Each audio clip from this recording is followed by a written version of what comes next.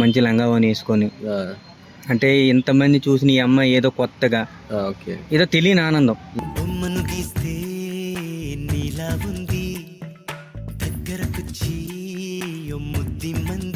వెళ్ళిన తర్వాత ఆ రోజు ఈవినింగ్ 4 o'clock నాకు ఓకే చేసింది భయ్య.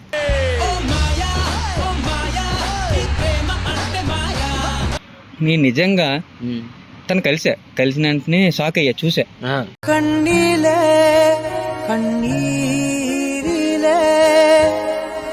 ఒకరిని ఏమంటారు, అది మనసుకు బాధ అనిపిస్తుంది. అంటే నాతో ఉంటూ నా దగ్గర డబ్బులు ఖర్చు పెట్టుకుంటూ ఎవరితోనో కనిపిస్తే ఆ పెయిన్ ఎట్లుంటది భయ్య, ఎవరితోనో కనిపిస్తే ఆ పెయిన్ ఎట్లుంటది భయ్య.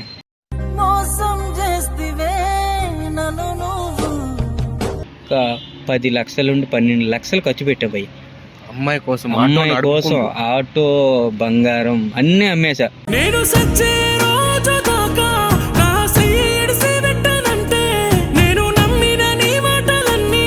నా ఓపెన్ గా చెప్తున్నా, నేను చూసిన సీన్కి నిజంగా బాధేసి వైన్ షాప్కి వెళ్ళిపోయినాను.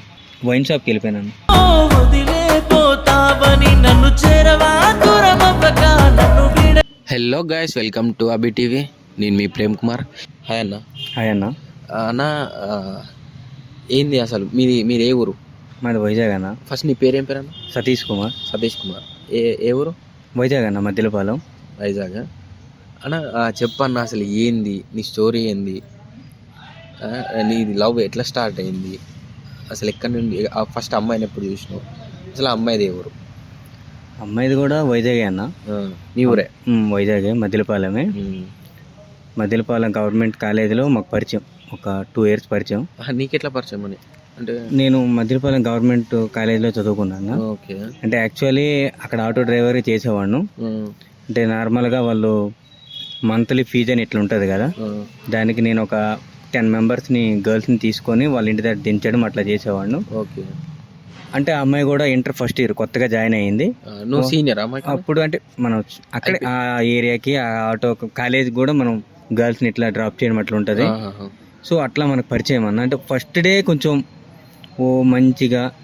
మంచి లంగావని వేసుకొని, అంటే ఇంతమంది చూసిన ఈ అమ్మాయి ఏదో కొత్తగా ఏదో తెలియని ఆనందంలో చూసి ఇట్లా అమ్మాయిని లవ్ చెయ్యాలి అన్న థాట్ వచ్చింది అనమాట. థాట్ వచ్చినప్పుడు అట్లా జర్నీ స్టార్ట్ అయింది. అంటే స్టార్టింగ్ లో అంటే మీ ఆటోల్నే ఆ 10 girls లో ఈ అమ్మాయి ఒకటి, ఇందులో ఒక అమ్మాయి అన్న. ఆ అమ్మాయికి రోజు డ్రాప్ చేయడము, పికప్ చేయడం, అట్లా ఒక 2 months గడిచింది. 2 months తర్వాత అట్లా పరిచయం అయ్యింది. ఇట్లా పరిచయం అయ్యి నెంబర్ ఇచ్చింది. పరిచయం అయింది మంచిగా పరిచయం చేసి నార్మల్ గానే మాట్లాడింది. స్టార్టింగ్ లో కొంతమందికి ఉంటది అన్న, ఏంది ఆటో డ్రైవర్ తో మాట్లాడింది. అవును, అట్లా ఏం మాట్లాడలేదు. ఒక 40 days ఏం మాట్లాడలేదు అన్న. ఆ టైంకి వచ్చేది, కాలేజ్ డ్రాప్ చేసేవాడిని, మళ్ళీ ఇంటి దగ్గర దించేసేవాడిని. అట్లా ఒక 40 days అయిన తర్వాత 45 days మేబీ గ్యాప్ తర్వాత మాట్లాడింది. తన బర్త్డే అని చెప్పిన బర్త్డే రోజు పరిచయం, నాతో మాట్లాడటం. వాళ్ళ ఫ్రెండ్స్ అందరికి కూడా చెప్పాను, మీరు కూడా మా ఇంటికి డిన్నర్కి రండి అని.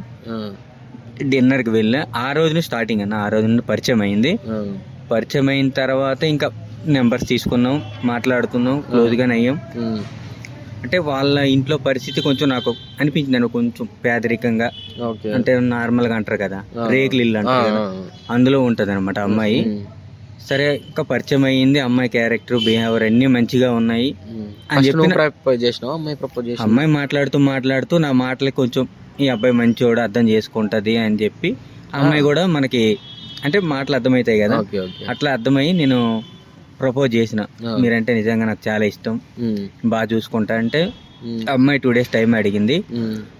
సరే, నీకు 2 days టైం ఇస్తా కానీ నేను ఇలా ప్రపోజ్ చేసినట్టు ఎవరికి చెప్పొద్దు అట్లా అని చెప్పి నేను చెప్పిన. అంటే మా ఫ్రెండ్స్కి చెప్పొద్దు, ఎవరికి చెప్పొద్దు అని చెప్పినాక ఓకే అండి అన్నది. 2 days తర్వాత మళ్ళీ అడిగా. తను 2 days తర్వాత కూడా ఏం చెప్పలే.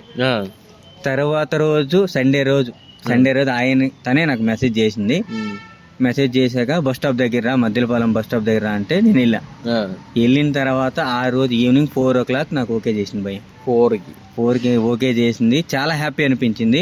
అంటే వాళ్ళ ఇంట్లో పేరెంట్స్ కూడా కొంచెం మిడిల్ క్లాస్, తెలుసు కదా నార్మల్ గా. అలాంటి అమ్మాయిని లైఫ్ ఇవ్వాలి అని నా మనసులో ఉంది, స్టార్టింగ్ నుండి ఉంది. కాకపోతే లక్షణంగా ఉంటది భయ్య అమ్మాయి అయితే, చాలా అందంగా ఉంటది, చాలా అమాయకురాలు, చాలా బ్యూటిఫుల్ గా ఉంటది. అక్కడ నుండి స్టార్ట్ అయింది భయ్య మా జర్నీ. ఆ. అలా మద్దిలపాలెం బస్ స్టాప్ నుండి మాకు ఇంకా అలా జర్నీ అంటే నార్మల్ ఆటోలో తీసుకొని తిప్పేటోని. తిప్పేటోండి భయ్య. సడన్గా వాళ్ళ ఇంట్లో పేరెంట్స్కి బాగోలేకపోయినా ఏదైనా సరే నేనే అమౌంట్ ఇచ్చేవాడిని. 10,000 20,000 తనకి ఏ ప్రాబ్లం ఉంటే ఆ ప్రాబ్లం. అలా మెల్లిగా డిగ్రీ కంప్లీట్ చేశాక ఒక 3 years తెలుసా వాళ్ళ ఇంట్లో వాళ్ళకి కూడా తెలుసు. అంటే మనకి హెల్ప్ చేస్తున్నాడు, మంచి కుర్రోడు అన్నట్టు వాళ్ళకి తెలుసు, వాళ్ళ పేరెంట్స్ కూడా తెలుసు. వాళ్ళ మీద కూడా నాకు ఏదో తెలియని, నేను కష్టపడినల్లా వాళ్ళకే పెట్టేవాడిని. అంటే వాళ్ళకి ఏం కావాలంటే అది ఏ ప్రాబ్లం వచ్చినా అట్లా చేసేవాడిని. తర్వాత అలా అయిన తర్వాత వాళ్ళ ఇంట్లో ఏదో సమస్య వస్తే ఇప్పుడు కూడా నా దగ్గర ఒక 50,000 ఉంటే అలా తీసుకెళ్ళి ఇచ్చే. ఒక్క రూపాయి కష్టపడి ఇంట్లో అంటే వాళ్ళకి ఒక 10,000 ఇస్తే వీళ్ళకి 40,000 ఇచ్చే రకంగా ఉంచేవాళ్ళు. అంటే కొంచెం మాకు కొంచెం వ్యవసాయం ఎక్కువ ఉంది, భూములు. అట్లా దానివల్ల నేను వీళ్ళకి మంచి వాళ్ళు అనుకుని పెట్టా. తర్వాత ఇంకా డిగ్రీ కంప్లీట్ అయిపోయింది. సాఫ్ట్వేర్ కోచింగ్ ఏదో నేర్చుకోవాలి, హైదరాబాద్ వెళ్తానన్నది. సరేలే మీ ఇంట్లో కూడా యూజ్ అవుతుంది కదా, ఏదో ఒక జాబ్ చేయి బాగుంటుంది అని చెప్పా. అప్పుడు కూడా నేను ఒక 30,000 40,000 ఇచ్చా కోచింగ్. నేర్చుకుంటానన్నప్పుడు కూడా పెట్టా. తనకు రింగ్ కూడా కొన్నా. అన్ని తనకి A to Z మొత్తం ఒక ఇంటికాడ నుండి బయట నుండి ఇంటికి వచ్చే వరకు ఏం కావాలన్నీ పెట్టా భయ్య. చాలా అంటే ఎట్లా చెప్పాలంటే ఏం కావాలనంటే ఇప్పుడు వాళ్ళ ఇంట్లో రైస్ బ్యాగ్ అవ్వచ్చు, ఏదైనా ఎవ్రీవన్ అట్లా చూసుకున్నా తన్ని. అలా అయిన తర్వాత కొంచెం కాలం గడిచింది భయ్య. ఒక 3 months కొంచెం లాంగ్ గ్యాప్ మాట్లాడకపోవడం. హైదరాబాద్ వచ్చాక జరిగింది. హైదరాబాద్కి వచ్చేసింది. వచ్చిన వెంటనే ఒక 1 week లో నేను 30,000 అరేంజ్ చేశాను. ఫోన్ పే కూడా చేశా. ఫోన్ పే చేసిన వెంటనే థ్యాంక్స్ బుజ్జి అన్నది. బుజ్జి అని పిలుస్తుంది. నేను కూడా అంటే ఒక మిడిల్ క్లాస్ అమ్మాయికి లైఫ్ ఇవ్వాలని ఒక థాట్ భయ్య. ఇప్పుడు కొంతమంది అమ్మాయిలు మన అమ్మలు చూసుకుంటాం, అలా ఉంటారు కొంతమంది.